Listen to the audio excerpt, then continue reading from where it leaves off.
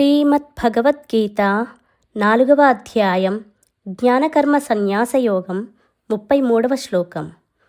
శ్రేయాన్ ద్రవ్యమయాద్యజ్ఞాత్ జ్ఞానయజ్ఞః పరంతప సర్వం కర్మాఖిలం పార్థ జ్ఞానే పరిసమాప్యతే.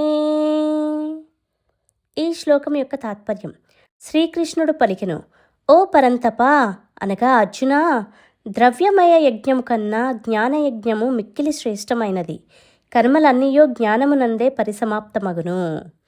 ఈ శ్లోకం యొక్క వివరణ: జ్ఞానయజ్ఞం ద్రవ్యయజ్ఞాల కన్నా శ్రేష్టమైనది. ద్రవ్యయజ్ఞం అంటే తక్కిన 11 యజ్ఞాలు. అవే కాక కర్మయజ్ఞం కింద వచ్చే ఏ యజ్ఞమైనా కూడా ద్రవ్యంతో కూడిన యజ్ఞమే అవుతుంది. ఏ యజ్ఞం చేసినా ఆఖరికి పారాయణం చేసినా చివరిలో ఒక పూజతో దాన్ని ముగించాలి. పూజ అంటే దానికి సంబంధించిన ద్రవ్యాలు కావాలి. ఎన్ని కర్మలు చేసినా శాశ్వత ఫలం రాదు. అశాశ్వతమైన కర్మలు అశాశ్వతమైన ఫలాలనే ఇస్తాయి.